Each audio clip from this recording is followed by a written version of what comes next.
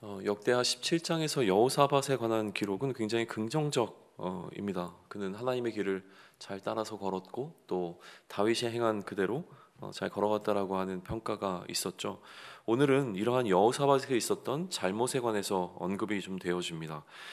남유다 왕 여호사밧은 북이스라엘 왕 아합 가문과 혼인을 한 것이 기본적으로는 그가 행했던 잘못의 시발점이었습니다. 그리고 2년 뒤에 이 북이스라엘의 아합을 여호사밧이 방문했는데, 그때 아합이 큰 잔치를 베풀면서 이 여호사밧에게 길랏 라몬을 치자고 권합니다. 길랏 라몬은 이제 갈릴리 지역에 있었던 지역으로 알려져 있는데, 그가 더 북쪽으로 그 지역을 통치 지역을 확장하고자 하는 아합의 그 전쟁에 동참할 것이 요구가 되어지는 것이죠. 여호사밧은 이러한 아합에게 나는 당신과 다름이 없고 내 백성은 당신의 백성과 다름이 없다라고 말하며 함께 싸우고자 하는 그 의지에 대해서 표명을 합니다. 그러니까 결국은 두 나라가 굉장히 친밀하게 연합되어 있다는 사실을 좀 나타내 주는데요. 그리고 그런데 이러한 전쟁에 참여하고자 하는 여호사밧이 한 가지 요청을 아합에게 하게 됩니다. 그것은 먼저 하나님의 말씀이 어떠하신지를 물어보자라고 이제 제안을 하는 것이죠. 아합은 이러한 여호사밧의 제안에 따라서 선지자 400명을 모아서 길랏 라몬에 가서 싸울지의 여부를 묻습니다. 이 선지자들은 하나님께서 승리케 할 것이니 가라고 답하게 되어지는데, 여호사밧은 이 400명 외에 여전히 하나님의 뜻을 물을 선지자가 더 있지 않냐라고 이제 묻게 되어지고요.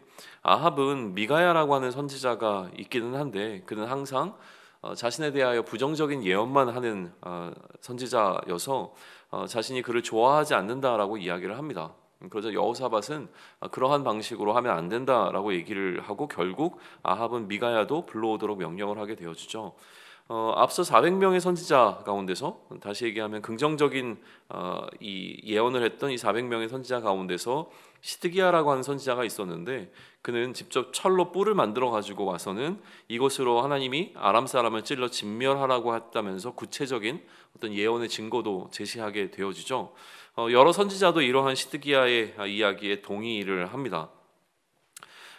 그러자 이제 미가야 선지자를 부르러 간 사람이 이러한 어떤 선지자들의 분위기를 미가야에게 말합니다. 그래서 왕에게 부정적인 예언을 하지 말라고 미가야에게 귀뜸을 해주게 되어지죠.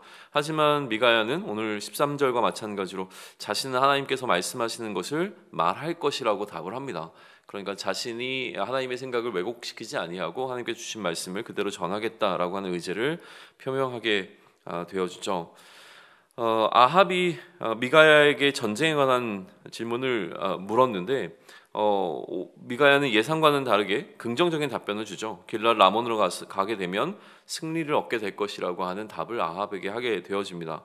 그러나 아합은 이러한 미가야의 예언을 믿지 않습니다. 그래서 다시 그에게 제대로 예언을 하라고 이야기를 하자, 이제 미가야는 다시 두 가지 환상에 관한 것을 이야기를 하게 되어지는데, 먼저 이야기되는 것은 무엇이냐면 목자 없는 양과 같은 이스라엘을 자신에게 보여주셨다라고 하는 이야기를 합니다.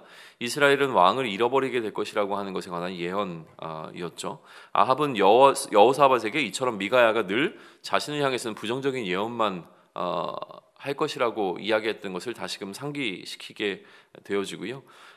미가야는 아합에게 하나님의 말씀을 들으라며 자신이 본 이제 또 다른 환상을 이야기하게 되죠. 천상에서 회의가 열리고 있었고 하나님께서 아합을 길랏 라몬에서 죽게 하고자 한다라고 하는 의제를 가지고 이제 논의가 펼쳐지게 되어지는데, 여러 의견들이 오고 가는 중에 한 영이 자신에게 한 가지 좋은 방안이 있다고 나와서 이야기하는데, 자신이 거짓말하는 영이 되어서 이 아합의 모든 선지자들의 입에 있겠다라고 의견을 제시했다는 것이죠.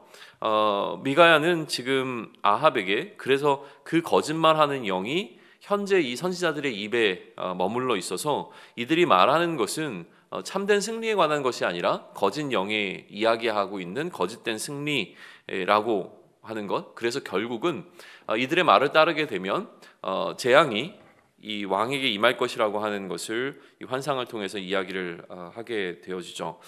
400명의 선지자 가운데 한 명이었던 시드기야, 아까 철로 뿔을 만들어 갖고 왔던 이 선지자가 미가야의 뺨을 치면서 자신이 이야기했던 말의 정당성을 이렇게 과격한 방식으로 주장합니다.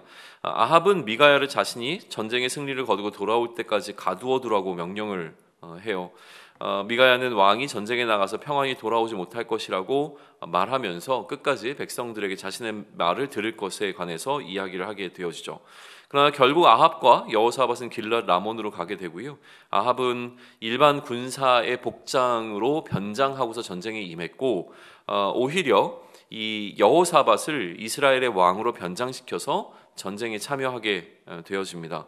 아마도 뭐 전략을 좀 알고 있었기 때문인 것처럼 설명이 되어지는데, 이 남북 이스라엘의 연합군에 대항하는 아람 왕은 병거 지휘관들에게 오직 너희들은 다른 군사들과는 싸우지 말고 이스라엘의 왕하고만 싸우라고는 명령을 특별히 내립니다. 여호사밧이 이스라엘의 왕복을 입고 있었기 때문에 아람 병거 지휘관은 이 여호사밧을 공격하게 됩니다. 그러나 하나님께서 여호사밧을 지켜주시게 되고요. 병거 지휘관들은 여호사밧이 이스라엘의 왕이 아니라는 사실을 뒤늦게 알게 되어지고 이제 돌아가게 되죠. 근데 그 일이 펼쳐지는 과정 가운데서 어떤 한 사람이 무심코, 그러니까 의도치 않고 어떤 목적하지 않은 상태에서 활을 쏘았는데 그 화살이 마침 북이스라엘의 왕이었던 아합을 맞추게 되어집니다.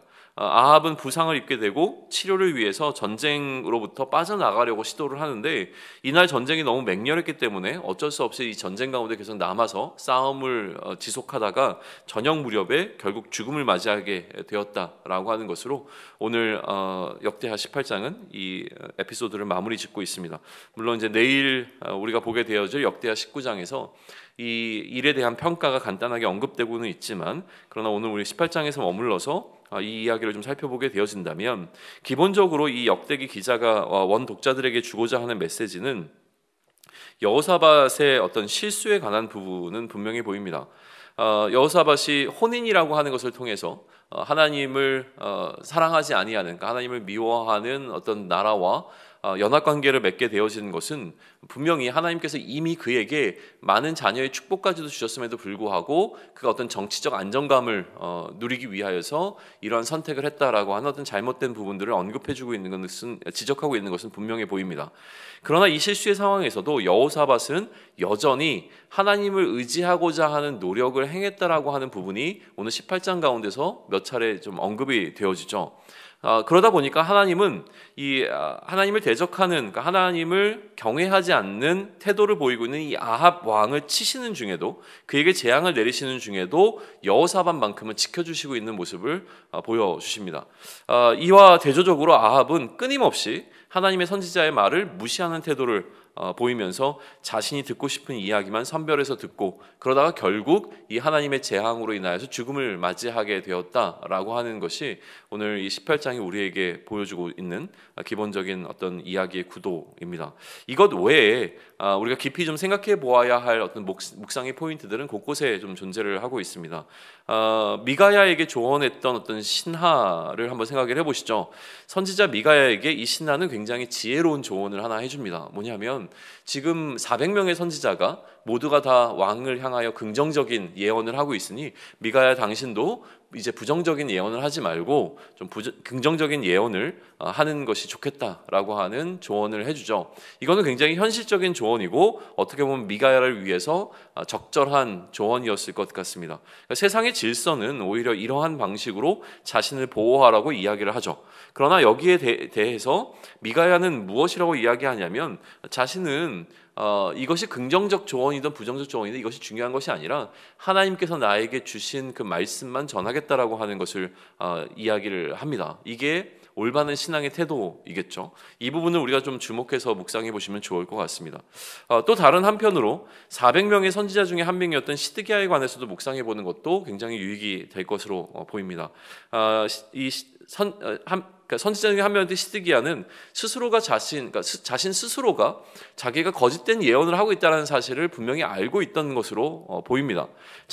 그럼에도 불구하고 자신의 옳음을 주장하기 위해서 폭력적으로 변하면서 끝까지 자신이 옳다라는 주장을 하게 되어지죠. 그래서 미가야는 이 시드기야에게 뭐라고 얘기하냐면 나중에 네가 골방에 가게 됐을 때 너의 잘못을 명확하게 드러나게 될 것이다 라는 이야기를 해요. 그러니까 왜 골방에 들어가게 되는가라고 하는 부분에 있어서 해석은 무엇이냐면 결국 시드기야가 예언한 것처럼 되지 않고 예언의 결과는 누구 것이 옳은 것으로 증명되어지냐면 미가야의 것이 옳은 것으로 증명되어지게 되는 그때에 시드기야가 지금처럼 강력하게 자신의 주장을 외쳤던 것에 대해서는 책임을 물어야 하거든요. 그러니까 책임을 피하기 위하여 골방에 들어갔을 때 그제서야 시드기야는 자신이 잘못한 것에 대해서 반성하는 어떤 그 시간을 갖게 될 것이다. 지금과는 전혀 다른 태도를 갖게 될 것이다.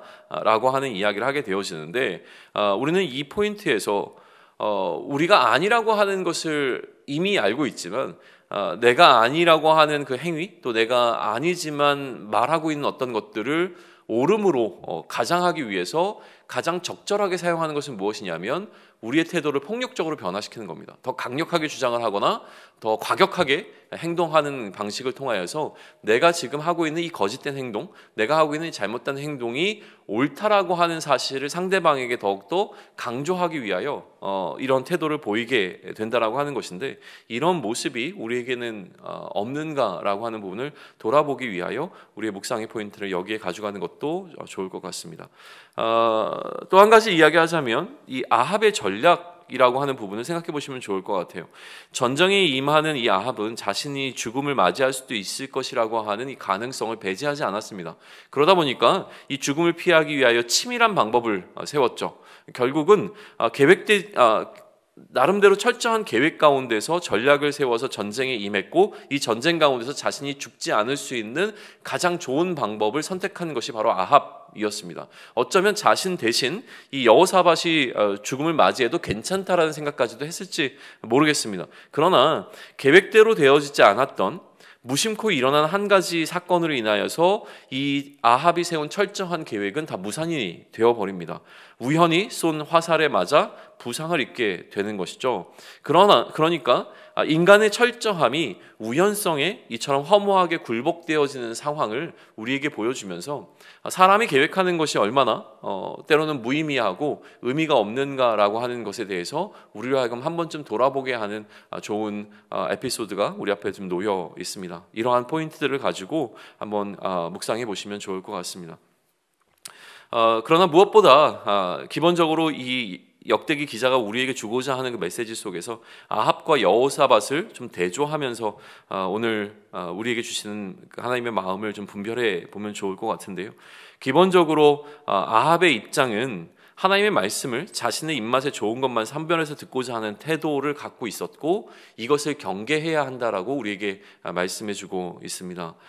여호사밧의 입장을 보게 되어지면 하나님의 뜻을 구하지만 우리는 여전히 잘못된 판단을 할 수 있는 존재라는 사실을 여호사밧의 이 잘못을 통해서 우리는 보게 되죠. 하나님을 사랑하고 하나님의 뜻대로 행하고자 하지만 어떤 부분에서 우리는 하나님의 뜻을 놓쳐버리게 되는 일들이 발생하게 된다는 거예요. 이러한 잘못된 판단에 의해서 우리는 때로는 옳지 않은 일에 관여하게 될 수도 있죠. 이것은 우리의 연약함 때문에 언제나 일어날 수 있는 가능성이 있는 것입니다.